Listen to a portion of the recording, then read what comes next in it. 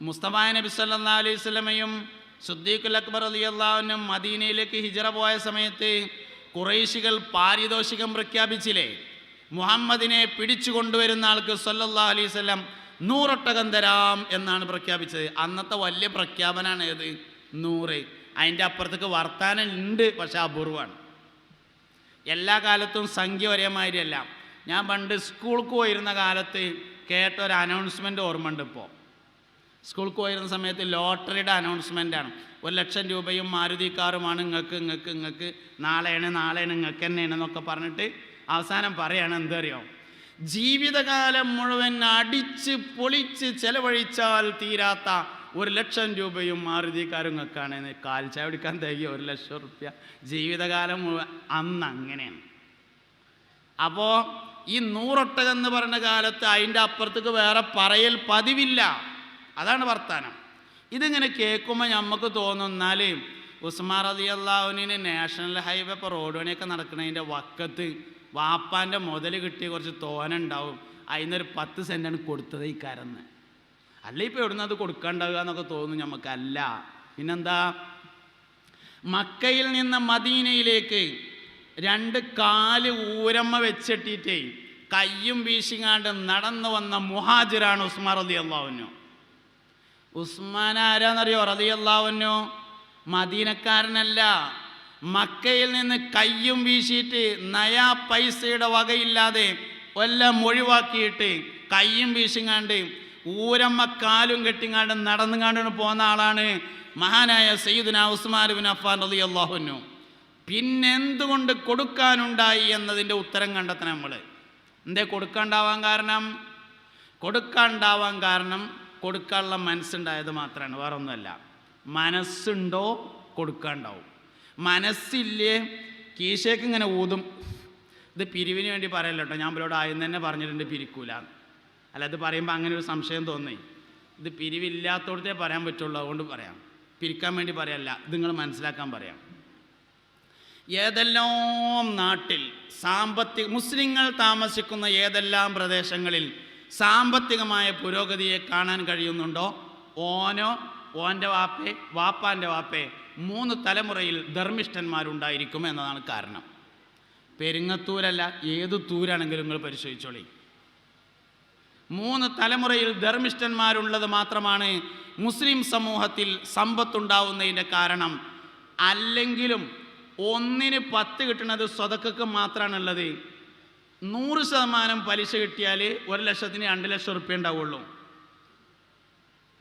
Maximum പലിശ എന്ന് പറഞ്ഞാൽ 17%. ഇനി 100% കൂട്ടുക, 1,00,000-ന് എത്രയേ കിട്ടുള്ളൂ? 2,00,000. 1,00,000-ന് 10 ലക്ഷം കിട്ടുന്ന പരിപാടി സ്വതക്ക മാത്രമേ ഉള്ളൂ. ഞാൻ പറഞ്ഞതല്ല, മുഹമ്മദ് നബി പറഞ്ഞതാണ്. അൽഹസനതു ബിഅശ്രി അംസാലിഹാ, നന്മ 10 ഇരട്ടി കൊണ്ടാണ് തിരിച്ചു കൊടുക്കുക എന്ന് അഷ്റഫുൽ വറാ ത്വാഹ നബി സല്ലല്ലാഹു അലൈഹി വസല്ലമ പറഞ്ഞിരിക്കുന്നു. ഏതെല്ലാം മുസ്ലിം പ്രദേശങ്ങളിൽ സാമ്പത്തികമായ അഭിവൃദ്ധിയുണ്ടോ 3 തലമുറയിലെ ആളുകൾ ധർമ്മിഷ്ഠന്മാരായിരിക്കും എന്നതാണ് അതിൻ്റെ കാരണം, അല്ലാതൊന്നുമില്ല. അപ്പോൾ ഉസ്മാൻ റളിയല്ലാഹു അൻഹു എന്തേ കൊടുക്കാണ്ടാവാൻ കാരണം? കൊടുക്കാനുള്ള മനസ്സുണ്ടായിരുന്നു, വേറൊന്നുമല്ല.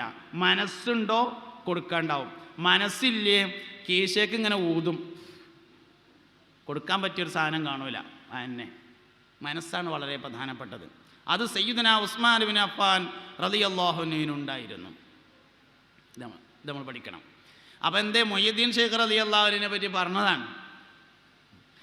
അവിടെ മദീനയിലെ ഏറ്റവും വലിയ കച്ചവടക്കാരുണ്ടായിരുന്നു.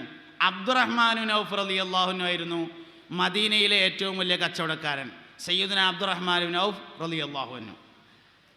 അബ്ദുറഹ്മാൻ ഇബ്നു ഔഫ് റളിയല്ലാഹു അൻഹു മക്കയിൽ നിന്ന് മദീനയിലേക്ക് വന്ന മുഹാജിറാണ്. എന്നാൽ മദീനയിലെ ഏറ്റവും വലിയ കച്ചവടക്കാരൻ മൂപ്പരാ. എന്താ കാരണം എന്നറിയാം നിങ്ങൾ? കേട്ടോളി.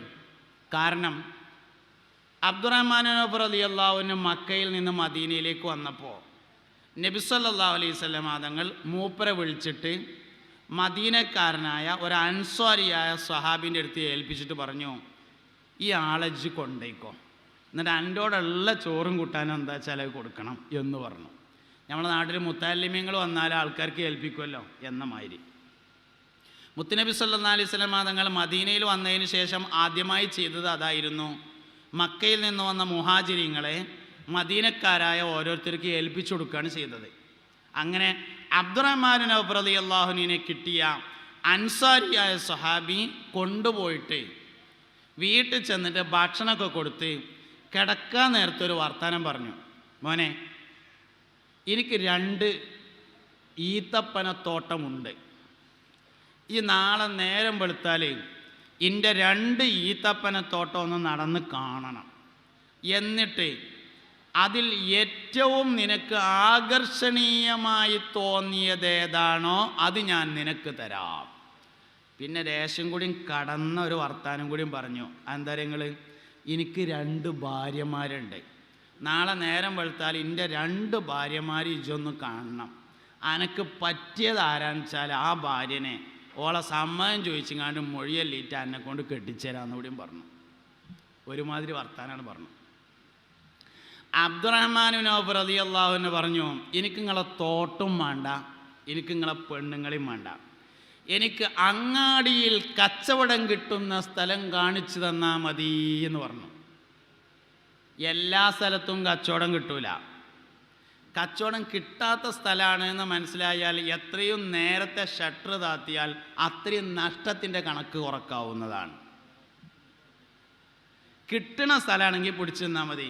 ഷട്ടർ താത്താൻ വൈകണേനനുസരിച്ച് നഷ്ടം കൂടും. എല്ലാ സ്ഥലത്തും കച്ചവടം കിട്ടൂല. അതുകൊണ്ട് മാർക്കറ്റിൽ കച്ചവടം കിട്ടുന്ന സ്ഥലം കാണിച്ചു തന്നാൽ മതി എന്ന് പറഞ്ഞു. അങ്ങനെ അബ്ദുറഹ്മാൻ ബിൻ ഔഫ് റളിയല്ലാഹു അൻഹുവിനെ പിറ്റേ ദിവസം ആ അൻസാരിയായ സഹാബി വര്യൻ കൊണ്ടുപോയി. അങ്ങാടി ചെന്നിട്ട് ഇങ്ങനെ ഒരു സ്ഥലം കാണിച്ചു കൊടുത്തു. ഒരു സ്ഥലം ഇങ്ങനെ കാണിച്ചു കൊടുത്തിട്ട് പറഞ്ഞു, എന്താ ഇവിടെ ഇരിക്കണ എല്ലാവർക്കും നല്ലോണം കച്ചവടം ഉണ്ടായാലുണ്ട് പറഞ്ഞു. മൂപ്പരടുത്ത് കുറഞ്ഞ ചില്ലറ പൈസ ഉണ്ടായിരുന്നു അബ്ദുറഹ്മാൻ ഔഫ് റളിയല്ലാഹു അൻഹുവിൻ്റെ അടുത്ത്. അതുകൊണ്ട് എന്തോ ഒരു സാധനം വാങ്ങി. ആയിക്കോട്ടെ, ഇൻഷാ അല്ലാഹ്, ആയിക്കോട്ടെ, സന്തോഷം. അതുകൊണ്ട് എന്തോ ഒരു ചെറിയ ചില്ലറ പൈസ സാധനം വാങ്ങിയിട്ട് ഈ കാണിച്ചു കൊടുത്ത സ്ഥലത്ത് ഒരു മുണ്ട് വിരിച്ചിട്ട് എന്തായാലും വെച്ചുങ്ങാണ്ട് അവിടെ ഇരുന്നു. ഇരിക്കാൻ ഒഴിവില്ലാതെ ഒരാൾ വന്നിട്ട് ചോദിച്ചു, ഇത് വിൽക്കാനുള്ളതാണോ എന്ന് ചോദിച്ചു. ആന്ന് പറഞ്ഞു. എന്താ വേണ്ടോ ചോദിച്ചു.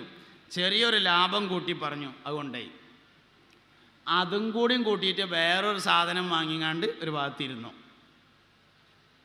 ഇരിക്കാൻ ഒഴിവില്ലാതെ ഒരാൾ വന്നിട്ട് പറഞ്ഞു, ഇത് കൊടുക്കാനുള്ളതാണോ ചോദിച്ചു. ചില ആൾക്കാരത്തുണ്ടാവും, ഏത് വിറ്റാ പോകാത്ത ഭൂമി കിട്ടിയാലും വേഗം ബുക്കോ.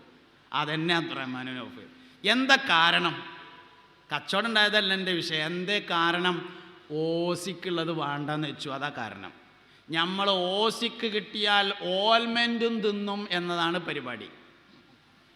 അബ്ദുറഹ്മാൻ ബിൻ ഔഫ് കച്ചവടത്തിൽ വിജയിച്ചു. എന്തേ കാരണം? അതിൻ്റെ കാരണം ഓസിക്ക് തരാമെന്ന് പറഞ്ഞപ്പോൾ വേണ്ട, ഞാൻ കച്ചവടം ചെയ്തോളാം എന്ന് പറഞ്ഞു. ഹദിയയെക്കുറിച്ചല്ലോ ഈ പറയുന്നത്. ഹദിയ നല്ല വരുമാനമാണ്. മുഹമ്മദ് നബിയുടെ വരുമാനമായിരുന്നു ഹദിയ. സ്വതക്കയും ഹിബത്തുമാണ് ഞാൻ പറയുന്നത്. ഹദിയ നല്ല വരുമാനം, ആർക്കും കൊടുക്കാം, ആർക്കും വാങ്ങാം. മുഹമ്മദ് നബിക്ക് എന്തെങ്കിലും ജോലി സല്ലല്ലാഹു അലൈഹി വസല്ലം?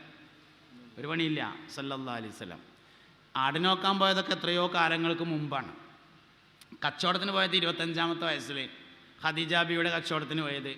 അതിൻ്റെ മുമ്പ് അബൂ താലിബിൻ്റെ കൂടെ ഒരു പ്രാവശ്യവും അബൂ താലിബിൻ്റെ കൂടെ 2 പ്രാവശ്യവും അബൂ ലഹബിൻ്റെ കൂടെ 1 പ്രാവശ്യവും പോയിട്ടുണ്ട്. എന്തായാലും ഖദീജ ബിബി റളിയല്ലാഹു അൻഹയുമായുള്ള വിവാഹത്തിന് ശേഷം നബി തങ്ങൾ കച്ചവടത്തിന് പോയിട്ടില്ല. അപ്പം നബി തങ്ങൾക്ക് കച്ചവടമല്ല, ആടിനോക്കലുമില്ല. ആടിനോക്കൽ 6-ാമത്തെ വയസ്സിൽ അള്ളാമ്രത്തിൻ്റെ കൂടെ. പിന്നെന്താ വരുമാനം? ഹദിയായിരുന്നു വരുമാനം, ഹദിയക്കല്ല. പക്ഷെ സ്വതക്കയും ഹിബത്തുമാണ് ഞാൻ പറയുന്നത്. ഓസിക്ക് കിട്ടിയത് വേണ്ടെന്ന് വെച്ചു അബ്ദുറഹ്മാൻ ബിൻ ഔഫ് റളിയല്ലാഹു അൻഹു.